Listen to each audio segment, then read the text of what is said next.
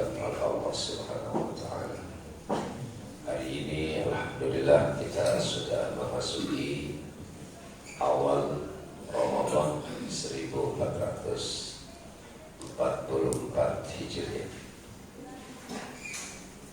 Semoga ibadah puasa yang kita awali pada hari ini dapat kita selesaikan dan kita sempurnakan sampai akhir Ramadan. Mudah-mudahan kita selalu diberikan kesehatan, keberkahan dan kecukupan rezeki, dan ditambahkan ilmu pengetahuan kita, dan mudah-mudahan juga kita bisa istiqamah dalam berbagai macam kegiatan yang diridhai oleh Allah Subhanahu wa taala. Bapak dan Ibu hadirin rahimakumullah, kita perlu memasang niat yang tulus dalam segala kegiatan-kegiatan, baik itu kegiatan wajib maupun kegiatan-kegiatan sunnah ataupun kegiatan-kegiatan yang mubah, terutama yang wajib. Kalau yang wajib itu memang niat menjadi salah satu syarat dalam ibadah. Jadi kegiatan ibadah yang hukumnya wajib itu niat menjadi salah satu syarat ataupun rukun dalam ibadah. Di antaranya puasa. Puasa itu harus niat. Salat harus niat. Zakat harus niat. Haji juga harus niat.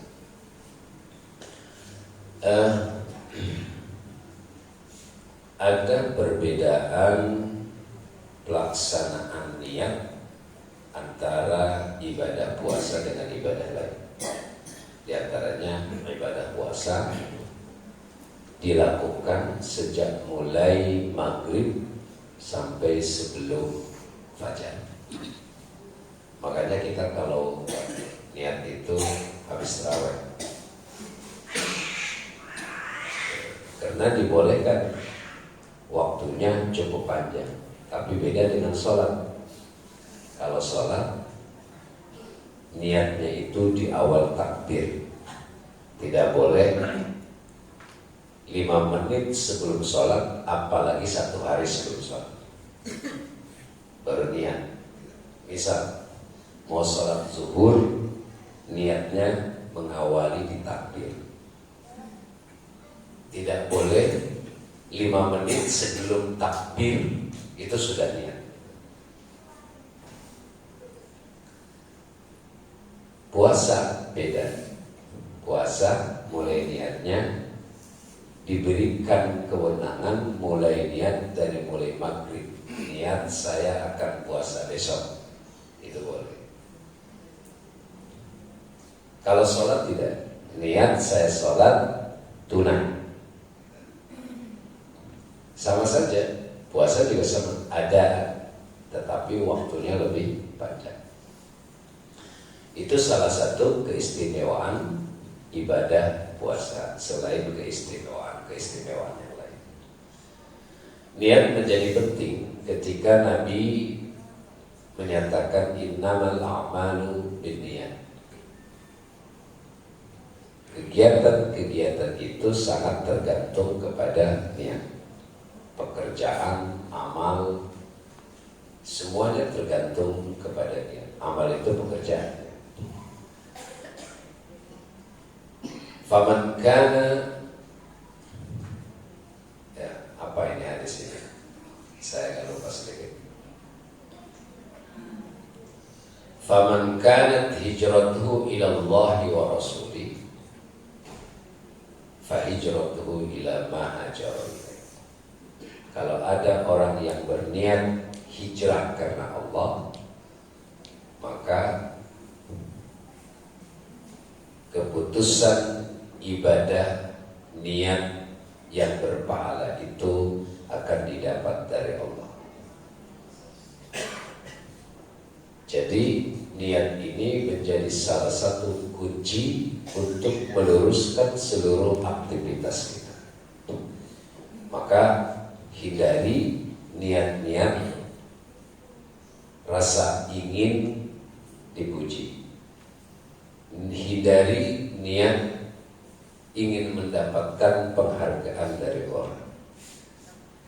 Hindari niat-niat yang kira-kira akan merusak amal saleh kita. Salah satu diantaranya, misal kita ingin disebut orang yang rajin, kita ingin dipandang orang yang soleh, kita ingin dipandang orang yang paling baik. Itu hindari semua itu. Termasuk salah satunya upaya kita untuk melakukan sebuah kegiatan itu, landaskan niat kita kepada Allah.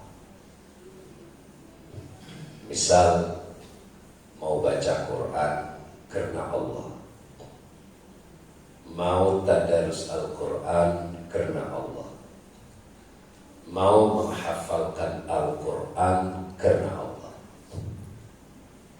Jangan muncul rasa keinginan memamerkan kemampuan kita kepada orang lain. Itu hindari, karena itu akan tidak bermakna nantinya. Jadi pahala tidak akan dapat. Semua jelasnya kegiatan-kegiatan itu harus niat karena Allah Subhanahu wa Ta'ala. Hindari untuk maksud merendahkan orang lain. Hindari maksud kemampuan yang kita miliki untuk merendahkan kemampuan orang lain. Itu hindari. Sebagai orang yang pandai dan berilmu, misalkan punya niatan untuk berdebat dengan orang lain dengan maksud untuk merendahkan derajat, jangan pernah ada niat untuk menguji kemampuan orang. Itu dosa. Karena mentang-mentang dia sudah punya ilmu atau merasa dirinya berilmu, lalu kemudian mengajak berdebat dengan maksud untuk menguji sejauh mana kemampuannya, apalagi kemudian niat merendahkan derajat orang lain. Itu tidak boleh. Jangan itu. Yang baik adalah ketika kita berdialog dengan orang lain, maka berdialoglah dengan niat untuk mencari ilmu dan menggali informasi, melakukan pendalaman pendidikan untuk diri kita dari yang bersangkutan karena Allah. Itu yang benar. Tidak ada ilmu yang mapan di dunia ini. Tidak ada ilmu yang dimiliki oleh seseorang itu dengan sempurna. Siapapun orang yang ketika diberikan ilmu pengetahuan oleh Allah terbatas.